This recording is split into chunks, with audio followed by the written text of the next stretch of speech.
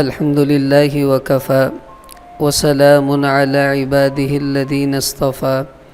واشهد ان لا الہ الا اللہ وحدہ لا شریک لہ واشهد ان سیدنا ومولانا محمدا عبدہ ورسولہ اما بعد۔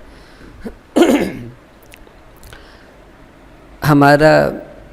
گزشتہ دنوں سے درس میں سلسلہ شروع ہوا تھا کہ نبی اکرم صلی اللہ تعالیٰ علیہ وسلم کی جو بیٹیاں ہیں اور عثمان غنی رضی اللہ تعالیٰ عنہ کی زوجہ حضرت رقیہ رضی اللہ عنہا، گزشتہ جمعے درس کے اندر ان کے بارے میں کچھ ان کے احوال، ان کی زندگی کا خاکہ سامنے آیا، اور یہ سلسلہ اس لیے شروع کیا تھا کہ ہمیں اپنے نبی صلی اللہ علیہ وسلم کی بیٹیوں کا پورے کے پورے حالات جو ان کی زندگی میں گزرے، کم سے کم اس کا کچھ خلاصہ ہمارے سامنے آئے کہ ان پر کیا کیا حال گزرے اور انہوں نے کن کن حالات میں زندگی گزاری، تاکہ اگر وہ حال ہم میں سے کسی کے اوپر آئے یا ہماری بیٹیوں میں سے کسی پر آئے تو ہم وہی کریں جو رسول اللہ صلی اللہ علیہ وسلم نے اپنی بیٹیوں کو بتایا یا آپ صلی اللہ علیہ وسلم کی بیٹیوں نے کیا۔ اس لیے ان کی زندگی ہمارے لیے بہترین نمونہ بھی ہے۔ آج ہمارا جو موضوع ہے وہ حضرت کلثوم رضی اللہ تعالی عنہ کے بارے میں ہے، جو حضور پاک صلی اللہ علیہ وسلم کی تیسرے نمبر پر پیدا ہونے والی بیٹی تھی۔ سب سے بڑی بیٹی حضرت زینب، اس کے بعد حضرت رقیہ، اس کے بعد کلثوم، اور اس کے بعد آخری حضرت فاطمہ رضی اللہ تعالی عنہ، اور یہ سب حضور صلی اللہ علیہ وسلم کی بیٹیاں ہیں، اور حضرت ختیجہ کے بطن سے پیدا ہونے والی یہ آپ کی اولاد ہے۔ کچھ لوگ بیچارے دین سے دور ہیں یا نبی علیہ الصلوۃ والسلام کے خاندان سے ان کو محبت نہیں ہے، وہ لوگ یہ کہتے ہیں کہ حضور علیہ السلام کی بس ایک ہی بیٹی تھی، وہ تھی حضرت فاطمہ، باقی زینب، رقیہ، کلثوم یہ حضور کی بیٹیاں نہیں بلکہ یہ حضرت ختیجہ کے پہلے خاوند کی بیٹیاں تھیں جو بعد میں ان کے ساتھ آ گئی تھیں، اور پھر حضور علیہ السلام نے ان کو صرف پالا ہے۔ تو بہت اچھی طرح سمجھ لیں، دنیا کی جون سی مرضی تاریخ آپ کھول لیں، حدیث کی جون سی مرضی کتاب نکال لیں، اس میں صاف صاف آپ کو پتہ چل جائے گا کہ یہ چاروں کی چاروں اللہ کے نبی علیہ السلام کی بیٹیاں ہیں اور حضرت ختیجہ کے بطن سے پیدا ہوئی ہیں، اور جس طرح فاطمہ محمد صلی اللہ علیہ وسلم کی بیٹی ہے، اسی طرح نہ زینب، رقیہ اور کلثوم بھی رسول اللہ صلی اللہ علیہ وسلم کی ہی بیٹیاں ہیں، کیونکہ اللہ تعالیٰ نے قرآن میں یہ ارشاد فرمایا کہ یا ایھا النبی قل لازواجک وبناتک ونساء المؤمنین یدنین علیہن من جلابیبہن، کہ اے نبی اپنی بیویوں سے کہہ دیجئے، اپنی بیٹیوں سے کہہ دیجئے، اور ایمان والی عورتوں سے کہہ دیجئے کہ اپنے آپ کو پردے میں چھپا کر رکھا کریں۔ اب وہاں پر لفظ و بناتی کا، اب یہ بنات کا لفظ عربی زبان میں کم سے کم 3 پر بولا جاتا ہے، زیادہ جتنی بھی ہوں کم سے کم 3۔ تو اس سے پتہ چلا کہ قرآن بھی یہ بتا رہا ہے کہ نبی کی ایک بیٹی نہیں تھی، کم سے کم 3 تو لازمی تھیں، لیکن چونکہ یہ بات صحیح روایات سے ثابت ہے کہ آپ کی 4 بیٹیاں تھیں، تو اس لیے اس بات کا انکار کرنا یہ گویا کہ تاریخ کا، حدیث کا اور حقیقت کا اور قرآن کا سب کا انکار کرنا ہے۔ تو ایسے لوگوں کی بات کی طرف آپ کو توجہ دینے کی ضرورت نہیں، بس یہ بات اپنے ذہن میں پختہ کر لیجئے کہ یہ چاروں حضور کی بیٹیاں تھیں اور رسول پاک صلی اللہ علیہ وسلم کی ہی اولاد تھیں۔ حضرت کلثوم رضی اللہ تعالی عنہ جب پیدا ہوئیں تو اس وقت نبی کریم صلی اللہ علیہ وسلم کی عمر 34 سال تھی، کیونکہ آپ کی جب شادی ہوئی تو حضور کی عمر تھی 25 سال، اس کے بعد اولاد ہوئی ہے، تو جب حضرت کلثوم پیدا ہوئیں تو آپ علیہ السلام اس وقت 34 سال کے تھے، اور یہ اپنی بہن حضرت رقیہ سے 1 سال چھوٹی تھی، ان کے 1 سال بعد یہ پیدا ہو گئی تھیں، اور فاطمہ رضی اللہ تعالیٰ عنہ سے یہ کلثوم 1 سال بڑی تھیں، تو 1 سال کا ان بہنوں کا آپس کا وقفہ تھا۔ اب یہ چونکہ حضور علیہ السلام کی عمر اس وقت 34 سال تھی جب یہ پیدا ہوئیں، اور 40 سال میں اللہ کے نبی نے نبوت کا اعلان کیا کہ میں اللہ کا رسول ہوں، تو اس وقت ان کی عمر 6-7 سال تھی، اور اس وقت اچھی خاصے بچے کے اندر میچورٹی آ جاتی ہے۔ تو جہاں پر حضرت خدیجہ رضی اللہ تعالی عنہ نے حضور علیہ السلام کی دعوت پر اسلام کو قبول کیا، وہیں پر آپ صلی اللہ علیہ وسلم کی اس بیٹی کلثوم نے بھی کلمہ پڑھ کر حضور صلی اللہ علیہ وسلم کی دعوت کو قبول کیا، اور اسی وقت یہ مسلمان ہو گئی تھیں۔ ابتدائی اسلام میں یہ ترتیب چل رہی تھی کہ ابھی مسلمان اور کافر ان کی آپس کی شادیوں پر اللہ تعالیٰ نے پابندی نہیں لگائی تھی، یعنی مسلمان لڑکی کا کافر لڑکے سے نکاح جائز تھا اور ہو سکتا تھا، بعد میں اللہ تعالیٰ نے پھر منع بھی فرمایا۔ تو اس زمانے کی ترتیب اور دین کے اعتبار سے حضور صلی اللہ علیہ وسلم نے اپنی اس بیٹی کلثوم کا نکاح اپنے چچا ابو لہب کے بیٹے عتیبہ کے ساتھ کیا تھا۔ نکاح ہوا تھا، رخصتی نہیں ہوئی تھی، تو وہ نکاح چونکہ پہلے سے کیا ہوا تھا، چچا کے بیٹے تھے اور کلثوم کے وہ کزن لگتے تھے عتیبہ، تو یہ نکاح چلتا رہا۔ ادھر آپ صلی اللہ علیہ وسلم نے لوگوں کو دین کی دعوت دینا شروع کی، تو حضور پاک صلی اللہ علیہ وسلم نے ایک دفعہ لوگوں کو پہاڑ پر بلایا اور یہ کہا کہ اگر میں تمہیں کہوں کہ اس پہاڑ کے پرلی طرف سے ایک لشکر تم پر حملہ کرنے کے لیے آ رہا ہے، کیا تم میری بات کو مان لو گے؟ سب نے کہا بالکل مانیں گے، آپ نے کبھی جھوٹ ہی نہیں بولا۔ تو آپ صلی اللہ علیہ وسلم نے فرمایا کہ میں تمہیں ایسا کلمہ نہ بتاؤں، اگر تم اس کو پڑھ لو تو سب لوگ تمہارے تابع ہو جائیں گے۔ تو انہوں نے کہا بتاؤ، تو حضور علیہ السلام نے کہا کہ تم لا الہ الا اللہ محمد الرسول اللہ یہ کہہ لو تو سب لوگ تمہارے تابع ہوں گے، تمہیں جزیہ دیں گے۔ اب ابو لہب اسی مجلس میں تھا، اب یہ حضور کا سگا چچا ہے، اس نے آپ صلی اللہ علیہ وسلم کی طرف پتھر پھینکا اور غصے سے کہنے لگا تبا لک یا محمد الہٰذا جمعتنا، کہ نعوذ باللہ اے محمد تیرے ہاتھ ٹوٹ جائیں، کیا تو نے ہمیں اس لیے یہاں پر جمع کیا تھا؟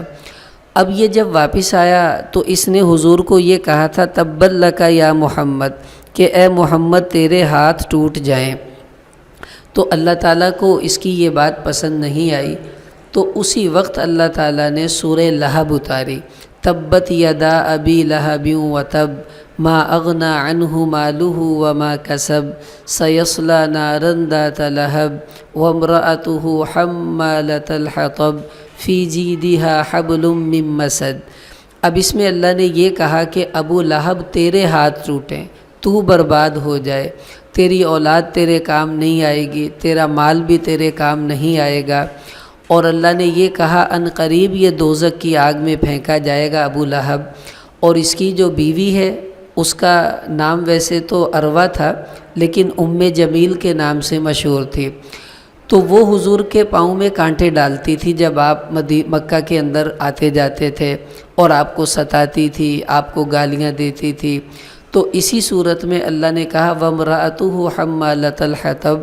کہ اس کی بیوی جو ہے وہ بھی دوزخ کے اندر لکڑیاں اٹھانے کی شکل میں ہوگی۔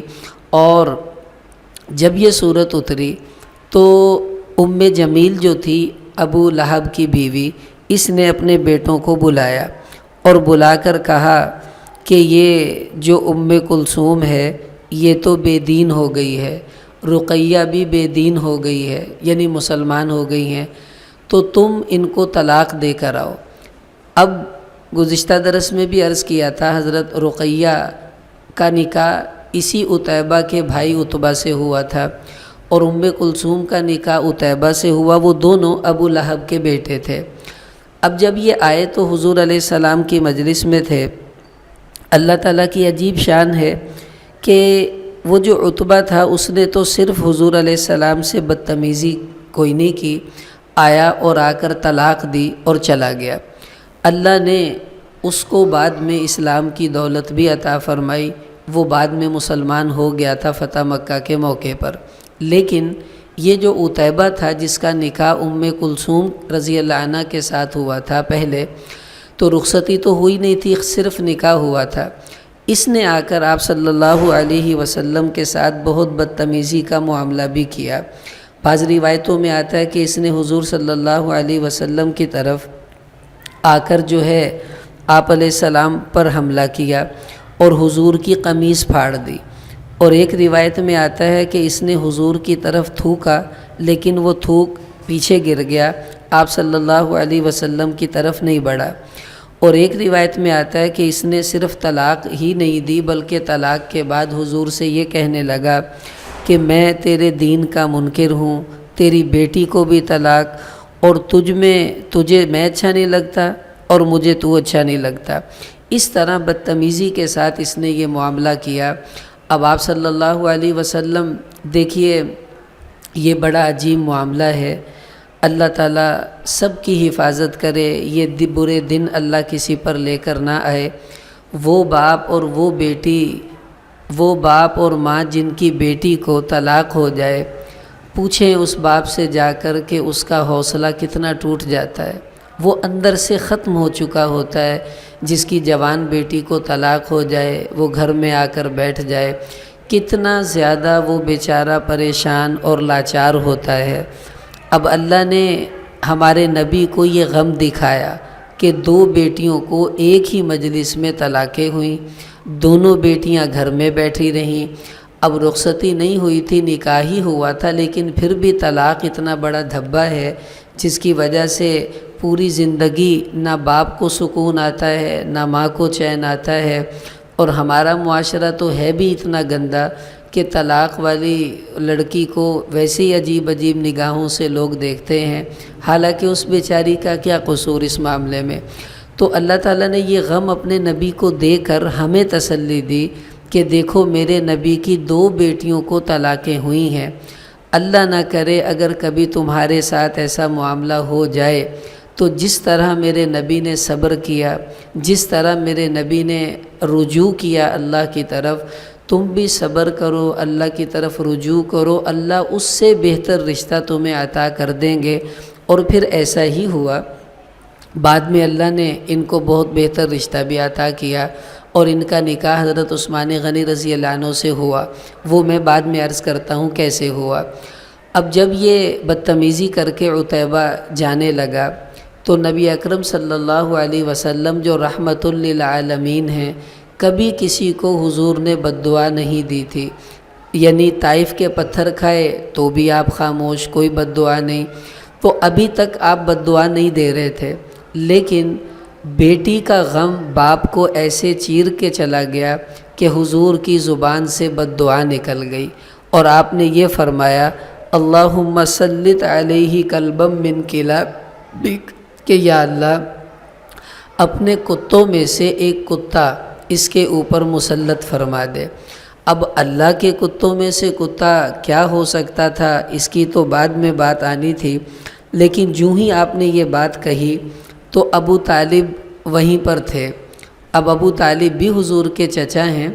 اور ابو لہب کے یہ بھائی بھی ہیں۔ اب چونکہ عتیبہ ابو طالب کا بھتیجا لگتا تھا، اس کو اس سے بڑا دکھ ہوا۔ اب وہ کہنے لگا حضور صلی اللہ علیہ وسلم سے کہ آپ کو یہ بد دعا نہیں کرنی چاہیے تھی، اور اب جو بد دعا آپ نے کر دی ہے، اب اس بد دعا کی وجہ سے عتیبہ کو کوئی بچا نہیں سکتا، کیونکہ آپ کے منہ سے جو نکلتا ہے اللہ تعالیٰ اس کو پورا کر دیتے ہیں۔ پھر ایسے ہی ہوا۔ اب ابو لہب اپنے بیٹے کو بڑی حفاظت کرتا تھا، اس کو بہت سنبھال کے رکھتا تھا کہ کہیں اس کو کوئی نقصان نہ ہو، اسے کوئی تکلیف نہ ہو۔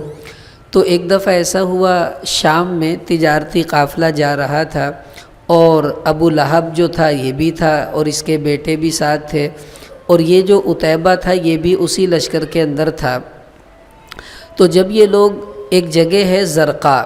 وہاں پہنچے شام کے اندر، تو وہاں پر جا کر ابو لہب جو تھا رات جنگل میں ان کو قیام کرنا پڑا۔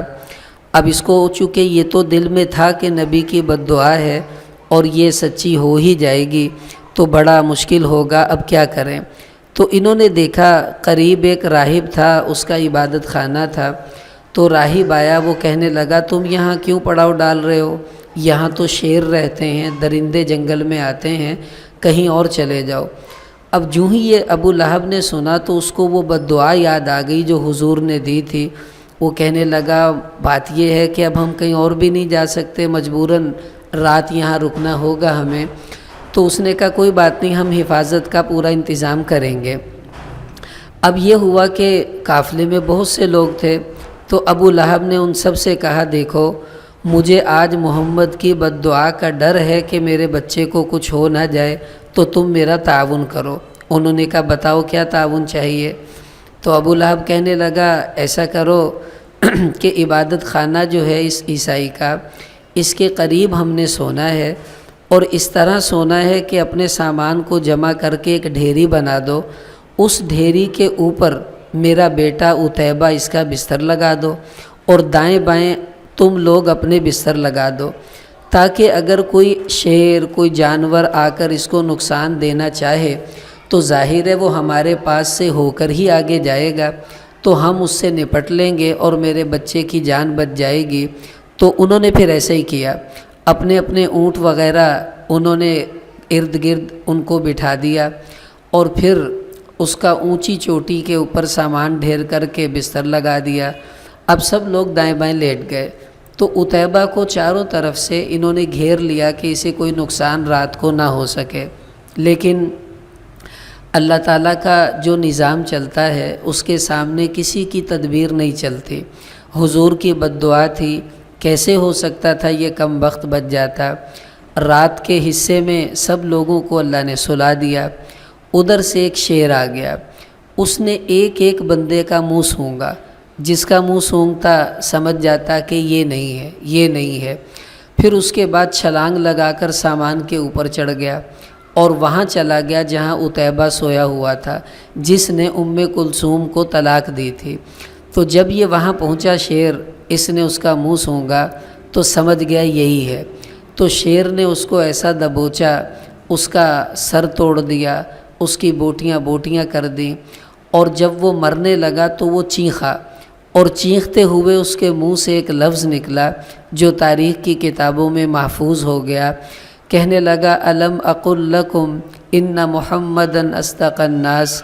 اے لوگو میں تمہیں کہتا نہیں تھا کہ محمد صلی اللہ علیہ وسلم سب سے سچے آدمی ہیں، اس کی بات غلط نہیں ہو سکتی، دیکھو میرا کیا ہو گیا۔ اور یہ کہہ کر وہ مر گیا۔ اس کے بعد ابو لہب نے آنکھ کھلی اس شور کی وجہ سے،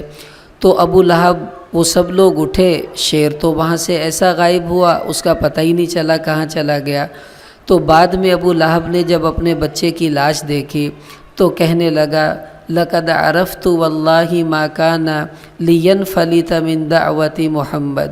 کہ اللہ کی قسم مجھے پہلے ہی یقین تھا کہ یہ محمد صلی اللہ علیہ وسلم کی بد دعا سے بچ ہی نہیں سکتا۔ اس وجہ سے اس کو بھی یقین تھا یہ مرے گا، اور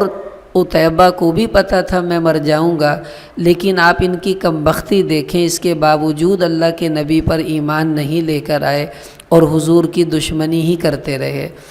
اب یہ تو مر گیا، ادھر کلثوم مکہ میں تھیں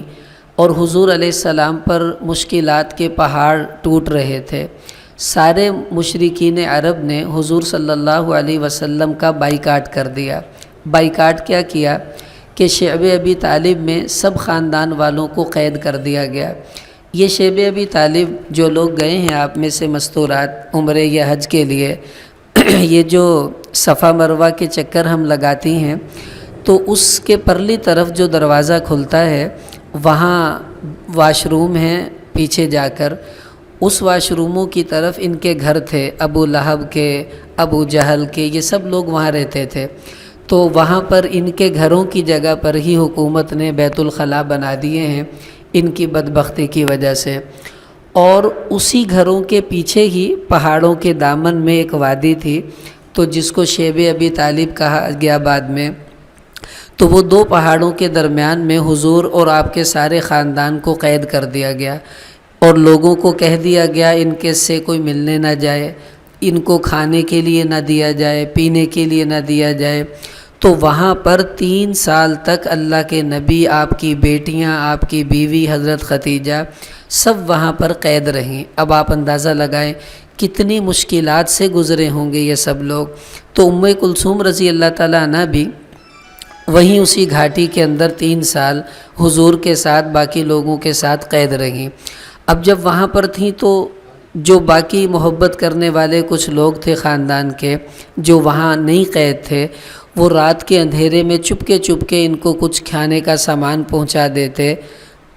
تو آپ صلی اللہ علیہ وسلم کی عمر اس وقت 49 برس ہو چکی تھی۔ اب حضور علیہ السلام بھی عمر کے کافی حصے میں جا رہے تھے، اور حضرت ختیجہ جو تھیں، حضرت ام کلثوم کی والدہ اور حضور کی بیوی، یہ بھی اس وقت بالکل بوڑھی ہو چکی تھیں، اور وہاں چونکہ 3 سال تک قید رہیں، نہ وہاں دوائی کا انتظام، نہ اچھی خوراک کا کوئی سلسلہ، اس کی وجہ سے حضرت ختیجہ کافی بیمار بھی ہو گئیں۔ اور ایسا ہوا کہ 3 سال کے بعد جب وہاں گھاٹی سے باہر نکلے، معاہدہ ختم ہوا، صلح ہو گئی، تو آپ علیہ السلام کی عمر تو 49 برس تھی، اور ختیجہ رضی اللہ تعالیٰ عنہ کی عمر تو اس وقت بہت زیادہ ہو چکی تھی، چونکہ جب حضور سے ان کا نکاح ہوا تھا حضور کی عمر تھی 25 سال، ان کی عمر تھی 40 سال۔ اب حضور کی عمر 49 سال ہو گئی ہے، تو ان کی عمر تقریباً 64-65 سال تھی اس وقت حضرت ختیجہ کی، جب یہ اس گھاٹی سے باہر آ رہی تھیں۔ اب چونکہ کافی بیمار ہو گئی تھیں، تو حضرت ام کلثوم رضی اللہ تعالی عنہ نے اس موقع پر اپنی والدہ کی جو خدمت کی ہے، یہی کسی نہ کسی بیٹی کو زیب دیتا تھا جو اپنی ماں کی ایسی خدمت کرے۔ اب چونکہ ان کی عمر حضرت ختیجہ کی 60 سال سے اوپر ہے، 64-65 سال ہو گئی تھی۔ اب وہ اتنی بیمار تھی کہ اپنے سہارے سے چل نہیں سکتی تھی، تو ام کلثوم رضی اللہ تعالی عنہ ان کو سہارا دے کر ساتھ چلتی، ان کا ہاتھ پکڑتی، حتیٰ کہ قضائے حاجت کے لیے بھی حضرت ختیجہ رضی اللہ تعالی عنہ کو سہارے کی ضرورت پڑتی تھی۔ تو ام کلثوم رضی اللہ عنہ جو بیٹی ہیں حضرت ختیجہ کی، وہ اپنی والدہ کی قضائے حاجت کے لیے بھی ان کے ساتھ جاتیں، ان کو سہارا دیتیں، ضرورت کی چیزیں پانی وانی ان کو پکڑاتیں۔ اس طرح آخری دنوں میں انہوں نے بہت زیادہ اپنی والدہ کی خدمت کی ہے۔ اب یہاں ہم سب بیٹیوں کے لیے ایک بہت بڑا سبق ہے۔ کبھی ایسا ہوتا ہے مائیں بیمار ہو جاتی ہیں، سنبھالنے والا کوئی نہیں ہوتا، تو بیٹیاں وہی ماؤں کو سنبھالتی ہیں، سہارا دیتی ہیں اس طرح کے معاملات میں، اور بہو جو ہوتی ہے وہ بھی ساس کے لیے بیٹی کی طرح ہی ہوتی ہے۔ الحمدللہ ہمارا معاشرہ بہت اچھا ہے، ہمارے ہاں ساس کو ماں ہی سمجھا جاتا ہے، اور بہو پوری خدمت کی کوشش کرتی ہے، جو ہو سکتا ہے وہ کرتی ہے، اور یہی ہمارے نبی کی بیٹی کی زندگی ہمیں سکھا رہی ہے کہ حضرت ختیجہ رضی اللہ عنہ کا چونکہ کوئی بیٹا تو تھا نہیں جس کی کوئی اولاد ہوتی، پھر اس کی شادی ہوتی، پھر بہو سنبھالتی، تو جب بہو نہیں ہے تو پھر بیٹیوں نے ہی ماؤں کو سنبھالنا تھا، اور انہوں نے سنبھال کر دکھایا۔ اب ختیجہ رضی اللہ تعالی عنہ اسی بیماری میں جو وہاں ان کو لگ گئی تھی، اتنی بیمار ہوئیں کہ بستر پر پڑیں۔ اب وہ بالکل زندگی موت کی کشمکش میں ہیں۔ حضرت ام کلثوم، حضرت فاطمہ، حضور سب وہاں ان کی چارپائی کے پاس کھڑے ہوئے ہیں، اور آپ صلی اللہ علیہ وسلم حضرت ختیجہ سے کیا کہہ رہے ہیں کہ اے ختیجہ، تمہاری وجہ سے دیکھو ہمیں کتنی ناگواری ہو رہی ہے، یعنی تمہاری جدائی پر، تمہاری تکلیف پر، اور اللہ اس تکلیف میں بھی ہمیں انشاءاللہ خیر کثیر اور اجر ہی عطا فرمائے گا۔ بس اتنی سی بات ہوئی، اور حضور کے سامنے، ام کلثوم کے سامنے حضرت ختیجہ کا انتقال ہو گیا، ان کی روح پرواز کر گئی۔ اب ام کلثوم ظاہر ہے ماں دنیا سے جائے تو بیٹی پر کیا بیتتی ہے یہ تو بیٹیوں کو پتہ ہے۔ اب جس کی ماں بوڑھی ہو، ایسے اس نے خدمت کی ہو، اس کو تو اور زیادہ دکھ ہوتا ہے۔ اب کلثوم رضی اللہ تعالیٰ عنہ پھوٹ پھوٹ کر رونے لگی، حضرت فاطمہ بھی رونے لگی۔ اب اتنا زیادہ ان کا غم آ گیا کہ حضرت ختیجہ جب فوت ہو گئی تو چونکہ حضرت رقیہ کا تو نکاح ہو چکا تھا پہلے ہی، اب یہ بچ گئی تھیں اور حضرت فاطمہ تھیں اور حضور، اب گھر میں اور کوئی نہیں تھا، ماں بھی چلی گئی۔ اب آپ صلی اللہ علیہ وسلم نے جب ان کی اس تنہائی کو دیکھا تو حضور پاک صلی اللہ علیہ وسلم نے حضرت سودہ رضی اللہ تعالیٰ عنہ سے نکاح فرما لیا، اور سودہ رضی اللہ عنہ عمر میں بڑی تھیں، اور چونکہ یہ پہلے سے نکاح والی تھیں، بعد میں ان کو یعنی بیوہ ہوئی تو حضور سے نکاح ہو گیا، تو انہوں نے پھر ماں بن کر حضرت کلثوم رضی اللہ تعالیٰ عنہ اور حضرت فاطمہ کو سنبھالا۔ بڑی اچھی بیوی اور بڑی اچھی ماں ثابت ہوئیں ان بچیوں کے لیے۔ اس کے بعد کیا ہوا کہ آپ صلی اللہ علیہ وسلم ہجرت فرما کر مدینہ تشریف لے گئے، اور کلثوم اور حضرت فاطمہ دونوں کو حضور نے وہیں مکہ میں اپنے گھر میں چھوڑ دیا، اور اکیلے ابو بکر صدیق رضی اللہ عنہ کے ساتھ وہاں مدینہ منورہ تشریف لے گئے۔ حضرت ابو بکر صدیق کی بھی ساری فیملی مکہ میں ہی تھی، اور حضور بھی اپنی فیملی کو مکہ میں چھوڑ کر وہاں تشریف لے گئے تھے مدینہ منورہ۔ یہ آپ علیہ السلام کی وہ ہجرت ہے جس میں اللہ کے نبی نے مکہ کو چھوڑ کر مدینہ اپنا شہر بنا لیا تھا۔ اب جب حضور وہاں چلے گئے، مشرکین کے ستانے کی وجہ سے آپ کو ہجرت کرنی پڑی، تو حضرت رقیہ جو کلثوم کی بڑی بہن تھی، وہ تو پہلے ہی حضرت عثمان غنی رضی اللہ عنہ کے ساتھ ہجرت کر چکی تھیں، اور حضرت زینب جو ان کی بہن تھیں وہ بھی وہاں الگ سے تھیں۔ تو آپ صلی اللہ علیہ وسلم نے مدینہ منورہ جا کر ان کے آنے کا انتظام فرمایا، اور اس کی صورت یہ اختیار کی کہ حضرت زید بن حارثہ یہ حضور کے منہ بولے بیٹے تھے، اور آپ کے غلام تھے ابو رافع رضی اللہ تعالیٰ عنہ۔ ان دونوں کو حضور نے 2 اونٹ دیے، اور پیسے بھی دیے 500 درہم، اور یہ کہا کہ راستے میں اور بھی اونٹ خرید لینا، اور جا کر کلثوم اور فاطمہ اور سب گھر والوں کو مدینہ منورہ اپنے ساتھ تم لے آؤ۔ تو ابو بکر صدیق رضی اللہ عنہ نے بھی ایسا کیا کہ عبداللہ بن اریقط کو بھیجا کہ تم جا کر میرے گھر والوں سے میری بیٹیاں ہیں ان کو یہاں پر مدینہ میں لے آؤ۔ اب ہوا یہ، اور ساتھ میں انہوں نے 3 اونٹ بھی دیے ان کو، اور عبداللہ بن ابو بکر اپنے بیٹے کو بھی ابو بکر صدیق نے ایک خط ان کے نام لکھ کر بھیجا کہ تم ان کے ساتھ واپس آ جانا وہاں سے اپنی بہنوں کو لے کر۔ اب یہ سب لوگ وہاں سے نکلے،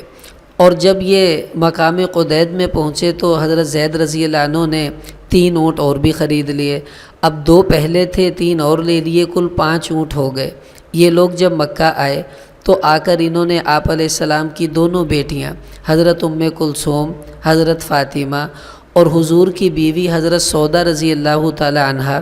ان تینوں کو لیا،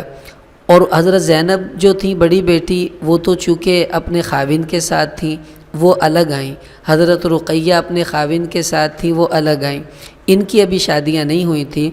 تو ان تینوں کو لے کر یہ حضرات مدینہ آئے، اور حضرت زید بن حارثہ رضی اللہ عنہ کی شادی ہوئی تھی حضرت ایمن کے ساتھ۔ یہ حضور کی وہ خادمہ تھی آپ کی والدہ کی، جنہوں نے آپ صلی اللہ علیہ وسلم کو آپ کی والدہ کے انتقال کے بعد پالا، سنبھالا، بہت ساتھ دیا۔ حضور ان کو اپنی ماں کہا کرتے تھے، اور یہ بھی آپ نے فرمایا جو کسی جنتی عورت سے شادی کرنا چاہے تو ایمن سے نکاح کر لے۔ تو یہ حضرت زید کی بیوی تھی جو لینے آئے تھے حضور کی بیٹیوں کو، تو انہوں نے اپنی بیوی کو بھی ساتھ لیا، اور ادھر سے ابو بکر صدیق نے جو بھیجا ہوا تھا آدمی لینے کے لیے اپنے گھر والوں کو، اس نے حضرت ابو بکر کے بیٹے عبداللہ کو اور ان کی والدہ رومان کو اور حضرت عائشہ اور حضرت اسماء رضی اللہ عنہ، یہ ابو بکر کی بیٹی ہیں، ان سب کو لے کر یہ لوگ آئے، اور چند ہی دنوں میں مدینہ منورہ جو تھے وہ پہنچ گئے۔ اب جب یہ لوگ مدینہ آئے تو حضور پاک صلی اللہ علیہ وسلم کی جو بیٹی تھی رقیہ، ان کا نکاح عثمان غنی رضی اللہ تعالیٰ عنہ سے ہو چکا تھا۔ تو جب بدر کا موقع ہوا تو آپ صلی اللہ علیہ وسلم غزوہ بدر کے لیے تشریف لے گئے تھے، تو تو پیچھے سے حضرت رقیہ بہت بیمار ہو گئی تھی، ان کا انتقال ہو گیا اور آپ صلی اللہ علیہ وسلم واپس آئے تو ان کو قبر میں بھی دفنایا جا چکا تھا۔ ادھر حضور پاک علیہ السلام بھی فکر مند تھے کہ کلثوم کا نکاح کرنا ہے، کس سے کروں، اور ادھر حضرت عثمان غنی رضی اللہ عنہ بھی پریشان تھے کہ اب میں کیا کروں، مجھے بھی آگے شادی کرنی ہے۔ اللہ کی عجیب بات دیکھیں، ادھر حضور کی بیٹی رقیہ فوت ہوئیں اور ادھر حضرت عمر رضی اللہ تعالیٰ عنہ کی بیٹی کا خاوند حضرت حفصہ رضی اللہ عنہ کا جو شوہر تھا، خنیس ان کا نام تھا، وہ بھی فوت ہو گئے۔ اب حضرت عمر کو پریشانی تھی کہ میں اپنی بیٹی کا نکاح کس سے کروں، تو وہ سیدھے چلے گئے ابو بکر صدیق کے پاس، کہنے لگے ابو بکر میری بیٹی بیوہ ہو گئی ہے تو تم اس سے شادی کر لو۔ ابو بکر صدیق کہنے لگے بھائی میں تو ابھی کچھ نہیں کہہ سکتا، وہ خاموش ہو گئے۔ تو بخاری شریف میں یہ حدیث آتی ہے۔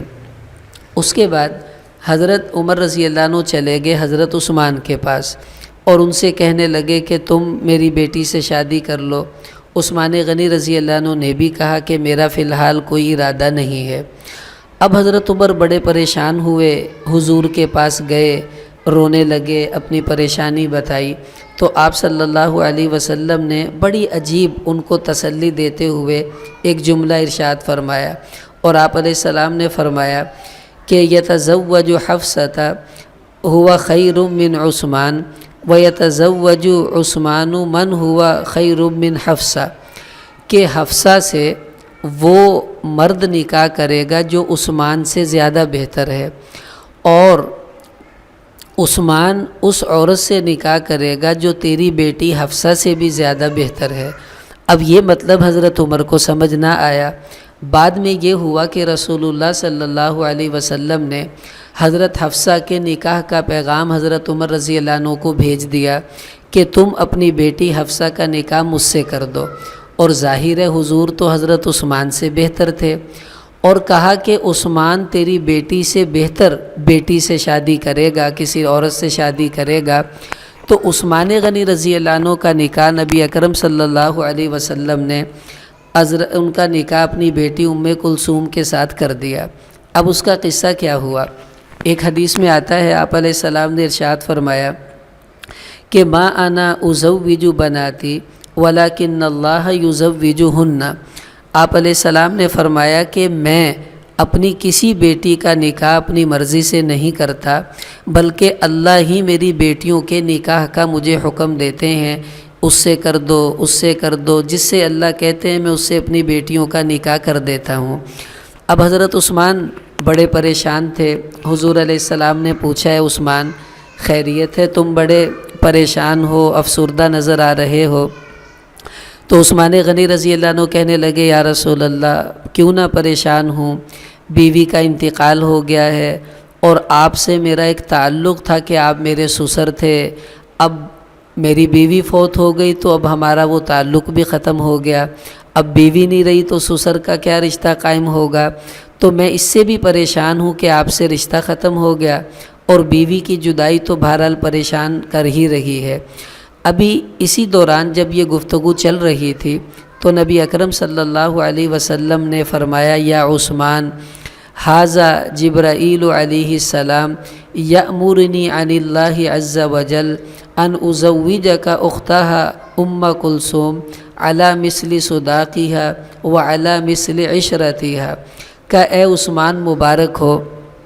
ابھی یہ جبریل میرے سامنے کھڑے ہیں اور اللہ کی طرف سے مجھے یہ پیغام دے رہے ہیں کہ اللہ تعالیٰ کہہ رہے ہیں کہ میں رقیہ کی بہن کلثوم سے تمہارا نکاح کر دوں، اور جو مہر رقیہ کا تھا وہی مہر کلثوم کا رکھوں، اور جو معاملات رقیہ کے طے ہوئے تھے انہی معاملات کے ساتھ میں یہ بیٹی بھی تمہارے نکاح میں دے دوں۔ اب یہ بڑا عجیب ایک منظر تھا۔ دیکھیے ایک بات یاد رکھیں، یہ بڑا ایک سبق ہے ہم سب عورتوں کے لیے بھی اور مردوں کے لیے بھی، وہ ایسے کہ بعض اوقات ایسا ہوتا ہے کہ کسی کا داماد فوت ہو جائے، مثلا کسی کی بیٹی کا خاوند، اب ظاہر ہے اس کے بچے بھی ہیں اور آگے ان کے لیے وہ نئی شادی کرے گا، کوئی اور ماں لے کر آئے گا، وہ پتہ نہیں بچوں کے ساتھ کیا ظلم زیادتی کرے۔ تو اگر اس کی کوئی بہن ہو، مثلاً مرنے والی جو بیٹی فوت ہو گئی اس کی کوئی بہن ہے، تو اسی کا نکاح اس سے کر دینا چاہیے۔ یہ نہیں سوچنا چاہیے لو جی یہ کماری ہے، اس کے تو بچے ہیں، اس لیے کہ یہ ان بچوں کو، اپنی بہن کے بچوں کو جتنا اچھا ماں بن کر سنبھال سکتی ہے، کوئی دوسری عورت ویسے نہیں سنبھال سکتی۔ اور وہ داماد جو آپ نے پہلے اپنی بچی کے لیے چنا تھا، وہ دیکھا بھالا بھی ہے، گھر بھی دیکھا بھالا ہے، وہ بھی دیکھا بھالا ہے۔ اب نیا آئے، پتہ نہیں وہ کیسا ملے، آپ کی بیٹی کے ساتھ کیا سلوک کرے۔ اب ہمارے نبی نے ہمیں ایک راستہ دیا کہ اپنی بیٹی ام کلثوم کا نکاح اپنے داماد ہی کے ساتھ کر دیا کہ چلو ایک بیٹی مر گئی ہے تو کوئی بات نہیں، اگلی بیٹی اس کے نکاح میں دے دیں۔ کیوں کہ عثمان جیسا اچھا داماد حضور کی نگاہ میں اور کوئی نہیں تھا، مالدار بھی تھے، خوبصورت بھی تھے، اور وجاہت والے بھی تھے، اور اخلاق بہت اچھے تھے، اپنی بیوی سے بہت اچھا سلوک کرتے تھے۔ اب یہ سب باتیں حضور کے سامنے تھی رقیہ کے حالات کی وجہ سے، تو اس وجہ سے آپ نے اپنی بیٹی کا نکاح حضرت ام کلثوم کا وہ عثمان غنی رضی اللہ تعالیٰ عنہ کے ساتھ ہی کر دیا۔ اور عثمان رضی اللہ تعالیٰ عنہ سے نکاح ہوا تو ظاہر ہے ان کو بہتر بیوی مل گئی، اور حضور علیہ الصلاۃ والسلام نے حضرت حفصہ سے نکاح کیا تو ان کو عثمان سے بہتر خاوند مل گیا۔ اب جب یہ معاملہ ہو گیا تو عثمان غنی رضی اللہ تعالیٰ عنہ کو ذو النورین کہا جاتا ہے، دو نوروں والا۔ کیوں کہا جاتا ہے؟ عربوں کے اندر بیٹی کو نور کہا جاتا تھا، قرۃ العین۔ جب کسی کے ہاں بیٹی ہوتی تو محبت سے کہتا تھا کہ یہ میری آنکھوں کا نور ہے۔ اب حضور کی دو بیٹیاں عثمان غنی رضی اللہ عنہ کے نکاح میں چلی گئیں، اس وجہ سے ان کو ذو النورین کہا جاتا ہے، دو نوروں والا، یعنی دو بیٹیوں کو نکاح میں لینے والا۔ اور یہ بھی سمجھ لیں عثمان رضی اللہ تعالیٰ عنہ واحد آدمی ہیں، قیامت تک کے لیے، آدم علیہ السلام سے لے کے قیامت تک یہ واحد آدمی ہیں عثمان غنی رضی اللہ عنہ جن کے نکاح میں نبی کی دو بیٹیاں ہیں، ورنہ کبھی ایسا نہیں ہوا کہ کسی کے نکاح میں نبی کی دو بیٹیاں آئی ہوں۔ واحد عثمان غنی رضی اللہ تعالیٰ عنہ کو یہ سعادت اللہ پاک نے نصیب فرمائی۔ اب جب ان کے ساتھ ان کا نکاح ہوا تو یہ نکاح 3 ہجری کے اندر ہوا تھا، حضور کی ہجرت کے 3 سال کے بعد ربیع الاول کے مہینے میں ہوا۔ اور یہ نکاح تو ہوا تھا ربیع الاول کے ماہ میں، لیکن رخصتی 3 ماہ کے بعد جمادی الاخری کے اندر ہوئی تھی۔ تو اب حضرت حفصہ کا نکاح بھی اسی وقت ہی ہوا تھا حضرت حضور صلی اللہ علیہ وسلم کے ساتھ۔ اب عثمان غنی رضی اللہ تعالیٰ عنہ کا جب نکاح ام کلثوم سے ہو گیا تو عربوں میں 2 3 4 شادیاں کرنے کا رواج تھا، لیکن عثمان غنی رضی اللہ عنہ اتنے شریف انسان تھے، انہوں نے جب تک ام کلثوم زندہ رہیں کسی دوسری عورت سے نکاح نہیں کیا، اس لیے کہ اگر میں نکاح کروں گا تو سوکنے آپس میں لڑتی ہیں، حضور کی بیٹی کو تکلیف ہوگی۔ اور دوسری بات یہ بھی تھی کہ ایسا نہ ہو کہ نکاح کرنے کے بعد آپ صلی اللہ علیہ وسلم کی بیٹی کی طرف میری توجہ کم ہو جائے، تو انہوں نے پھر پوری زندگی جب تک حضرت ام کلثوم زندہ رہیں اور کوئی نکاح نہیں فرمایا۔ اس کے بعد انہوں نے بہت سے نکاح کیے ہیں اور ان سے ان کی اولاد بھی ہوئی ہے۔ اب یہ بھی ایک بات درمیان میں بتاتا چلوں کہ نبی اکرم صلی اللہ علیہ وسلم کی 4 بیٹیاں جو تھیں نا، ان میں سے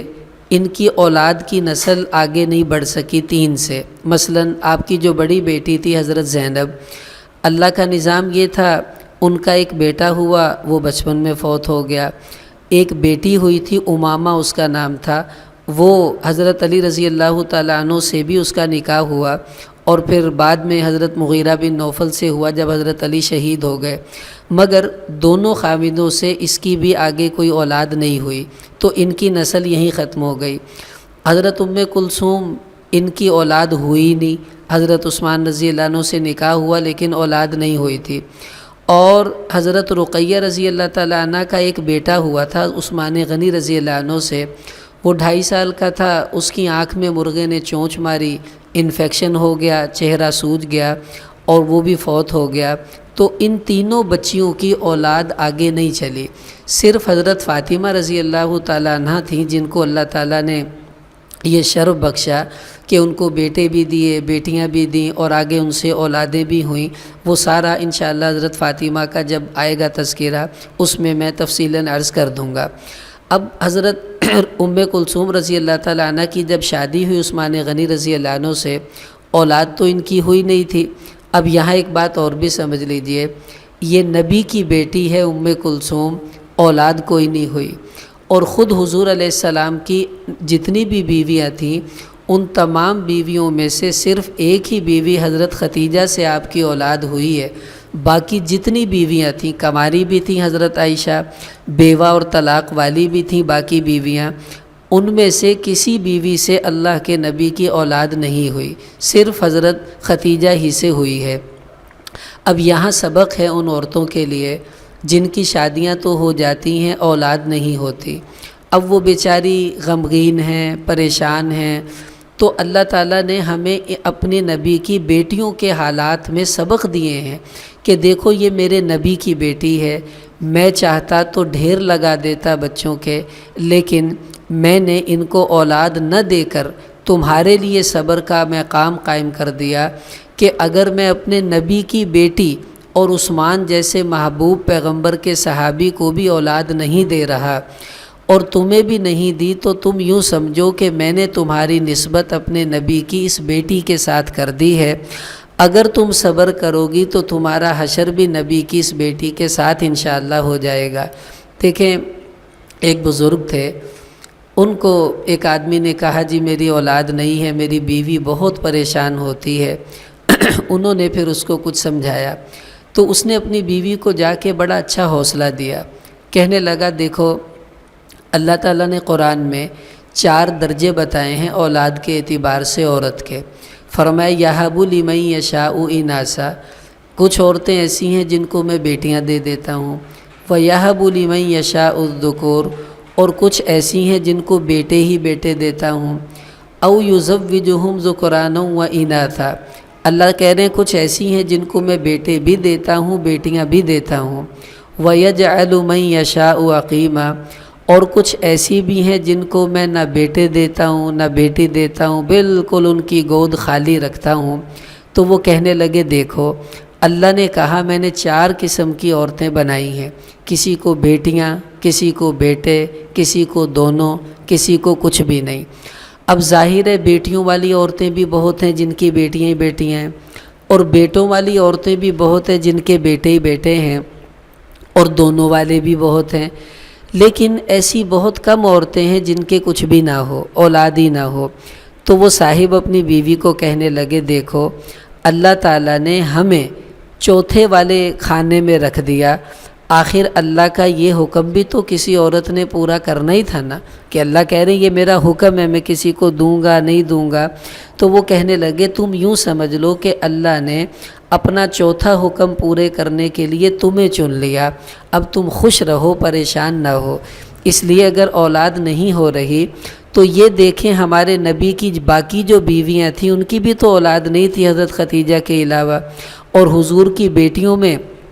ام کلثوم کی اولاد ہوئی نہیں، رقیہ اور زینب کی ہوئیں وہ مر گئیں۔ تو اس کا مطلب ہے اولاد نہ ہو تو بھی، ہو کے مر جائے تو بھی، زندہ رہے تو بھی، ہر بیٹی میں اللہ نے الگ الگ نقشہ امت کو دے دیا تاکہ ہر کوئی میرے نبی کی بیٹیوں کو دیکھ کر اپنی زندگی کی ترتیب بنا لے۔ اس لیے جن بہنوں کے ہاں اولاد نہیں ہے ان کو چاہیے وہ صبر سے کام لیں، اللہ جل جلالہ اسی صبر کی وجہ سے انشاءاللہ ان کا حشر نبی کریم صلی اللہ علیہ وسلم کی اس مبارک بیٹی ام کلثوم کے ساتھ فرمائیں گے کہ اس کی بھی اولاد نہیں اور اس نے صبر کیا، تمہاری بھی اولاد نہیں تم نے بھی صبر کیا، آؤ میرے نبی کی بیٹی کے ساتھ کھڑی ہو جاؤ۔ تو کتنی خوش قسمتی ہوگی اس وقت۔ اب جب یہ چیز سامنے ہو تو انشاءاللہ یہ غم سہنا آسان ہو جاتا ہے۔ باقی ضروری نہیں ہے، کتنی مائیں ایسی ہیں جن کی اولاد ہوتی ہے وہ ان کے مرنے کے لیے بد دعائیں کرتی ہیں، اللہ کرے یہ مر جائے۔ تو ایسی اولاد جس کے مرنے کی بعد میں بد دعائیں کرنی پڑیں اللہ نے دی ہی نہیں۔ یہ صبر آسان ہے، بجائے اس کے کہ دیں اور پھر وہ ناک میں دم کرے، پریشان کرے، پھر ماں بھی روئے، باپ بھی روئے، وہ غم زیادہ مشکل ہے اس غم سے۔ اس لیے اللہ جس کو جیسے رکھتے ہیں، اللہ کی حکمت ہوتی ہے، ہمیں صبر سے کام لینا چاہیے۔ اب ام کلثوم چونکہ عثمان غنی رضی اللہ عنہ کی بیٹی تھیں، بیوی تھیں، تو اس وجہ سے بہت زیادہ وہ مالدار تھے، تو بڑا اچھا لباس پہنا کرتی تھی۔ حضرت انس فرماتے ہیں کہ میں نے ام کلثوم رضی اللہ تعالیٰ عنہ کو دیکھا، حدیث کے لفظ یہ ہیں انہ رأى علی ام کلثوم بنت رسول اللہ صلی اللہ علیہ وسلم بردہ حریر سیرا، کہ دھاری دار ریشم کا انہوں نے جبہ پہنا ہوا تھا، چادر پہنی ہوئی تھی، اس چادر میں میں نے ام کلثوم کو دیکھا، اور یہ بہت مہنگا لباس تھا اس زمانے کے اندر، چونکہ حضرت عثمان بہت مالدار تھے، مدینہ کے سیٹھ سمجھے جاتے تھے، اس وجہ سے اپنی بیوی کو انہوں نے لباس بھی اپنی شان کے مطابق اور ان کی شان کے مطابق ہی پہنایا۔ خیر اللہ کا نظام چلتا رہا، چونکہ اولاد تو ہوئی نہیں تھی، تو عثمان غنی رضی اللہ عنہ کی یہ بیوی اور حضور کی یہ بیٹی حضرت ام کلثوم، ان کا بھی مدینہ منورہ میں اللہ کے نبی کی زندگی میں ہی انتقال ہو گیا تھا، یعنی مدینہ منورہ آنے کے 8 سال 2 مہینے اور 10 دن جب حضور کے گزر گئے، اس وقت حضرت ام کلثوم کا بھی انتقال ہو گیا۔ تھوڑا یہ بیمار ہوئی تھیں، اور اس بیماری کے بعد اللہ کا نظام ہوا، ان کا انتقال ہو گیا۔ جب ان کا انتقال ہوا تو آپ عجیب نظام دیکھیں، اللہ تعالیٰ کا بڑا عجیب ہے۔ حضور کی ساری بیٹیاں سوائے حضرت فاطمہ کے آپ کی زندگی میں ہی فوت ہو گئیں، آپ کی بیٹیاں بھی، آپ کے بیٹے بھی۔ حضرت ام کلثوم 9 ہجری میں ان کا انتقال ہوا تھا،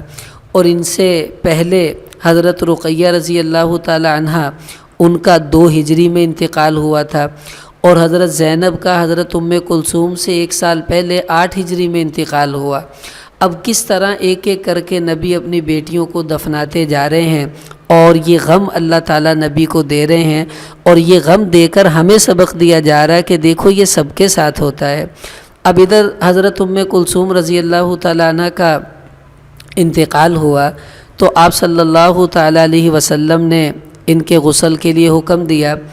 اب 3 عورتیں زیادہ ان کے غسل میں شریک تھیں، ایک حضرت ابو بکر صدیق کی بیوی اسماء بنت عمیس، اور دوسری آپ صلی اللہ علیہ وسلم کی پھوپھی تھی جن کا نام تھا صفیہ، اور ایک تھی لیلہ بنت قانف، اور ایک اور عورت تھی اس کا نام تھا ام عطیہ انصاریہ۔ یہ 4 عورتیں بیچ میں زیادہ غسل میں شریک رہیں، کفن وغیرہ میں۔ حضرت ام عطیہ فرماتی ہیں کہ ہم غسل دے رہی تھیں حضرت ام کلثوم کو، حضور کی بیٹی کو، تو حضور نے ہمیں کہا کہ بیری کے پتے پانی میں ڈال کر پھر اس کو جو ہے وہ غسل دینا، اور پھر حضور نے یہ بھی کہا کہ غسل کے بعد تم اس کو تھوڑی خوشبو بھی لگا دینا، اور یہ بھی کہا کہ جب غسل سے فارغ ہو جاؤ تو مجھے اطلاع دے دینا۔ کہتی ہیں ہم نے حضور کو بتا دیا کہ غسل ہو گیا ہے،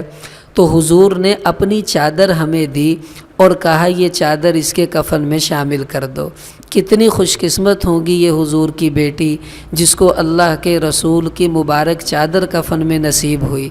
اور دوسری جو عورت تھی لیلہ بنت قانف، وہ کہتی ہیں کہ جب ہم حضرت ام کلثوم کو غسل دے رہی تھیں تو حضور نے دروازے کے باہر کھڑے ہو کر کہا کہ مجھے تم بتانا، تو ہم نے بتا دیا۔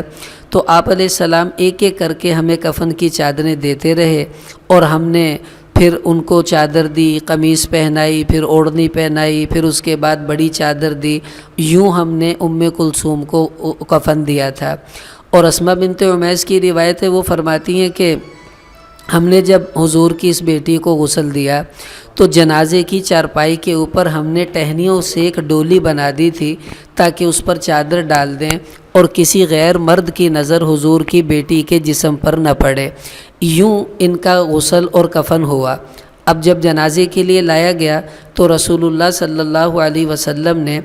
روایتوں میں آتا ہے صلی علیہ ابوہا، کہ حضور نے خود ان کا جنازہ پڑھایا، اور جب قبر میں اتارنے لگے تو آپ صلی اللہ علیہ وسلم نے حضرت ابو طلحہ انصاری رضی اللہ عنہ سے کہا کہ تم ان کو قبر میں اتارو۔ تو حضرت طلحہ، ابو طلحہ انصاری، حضرت علی رضی اللہ تعالیٰ عنہ، فضل بن عباس، اسامہ بن زید، یہ حضرات سب مل کر انہوں نے ان کی میت کو قبر میں اتارا اور جنت البقیع میں ان کی قبر ہے، وہاں پر ان کو دفن کر دیا گیا۔ اب جب انہیں دفن کیا گیا، دو منظر بڑے عجیب تھے۔ ایک منظر یہ تھا کہ نبی کریم صلی اللہ علیہ وسلم ان کی قبر کے پاس بیٹھے، اور حدیث کے لفظ حضرت انس فرماتے ہیں کہ وَرَسُولُ اللَّهِ جَالِسٌ عَلَى الْقَبْرِ، حضور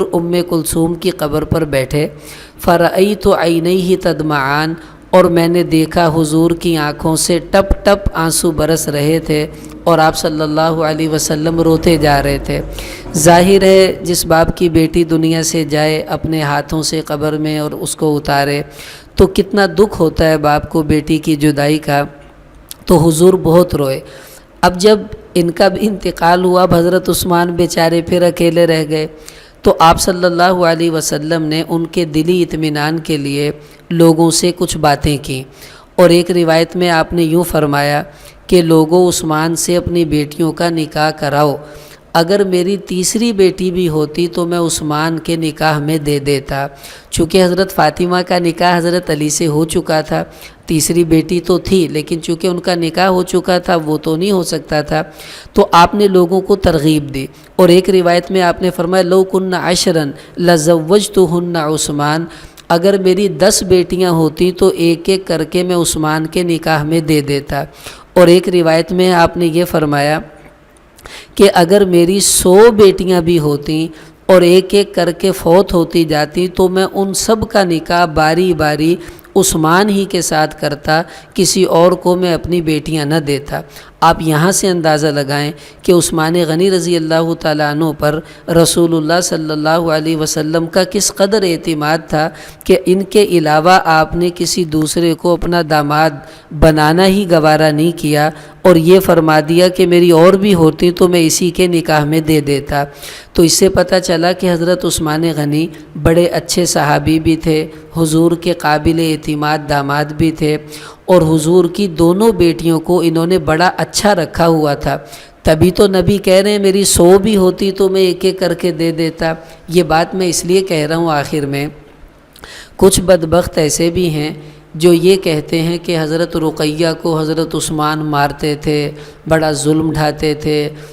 کلثوم پر بھی بڑا ظلم ڈھایا، ان کو بہت ستایا۔ اب آپ خود سوچیں کہ آپ کی بیٹی پر اگر کوئی ظلم کرے تو کیا آپ یہ غلطی کریں گی کہ دوبارہ اس کو اپنی دوسری بیٹی دے دیں؟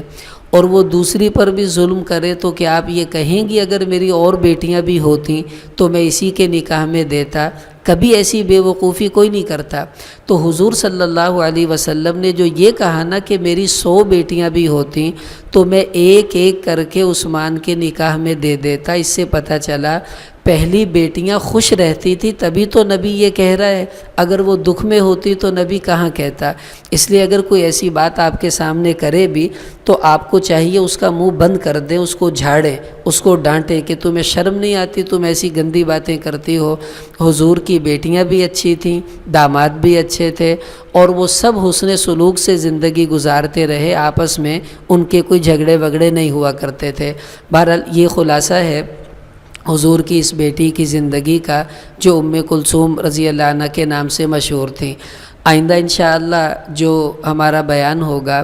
وہ حضور صلی اللہ علیہ وسلم کی جو بڑی بیٹی ہیں حضرت زینب رضی اللہ تعالی عنہ، وہ چونکہ حضرت عثمان کی یہ دونوں بیویاں تھیں اس لیے میں نے ان کا پہلے ذکر کر دیا، تو ان کے حالات سامنے آئیں گے۔ ان کی زندگی میں بڑے عجیب عجیب حال گزرے ہیں جس میں ہمیں بہت سارے سبق بھی انشاءاللہ ملیں گے، وہ سامنے آ جائے گا۔ اس کے بعد پھر حضرت فاطمہ رضی اللہ تعالی عنہ کے حالات انشاءاللہ سامنے آئیں گے، اس پر بھی میں انشاءاللہ تفصیل سے عرض کروں گا۔ تو ہمارا یہ درس چونکہ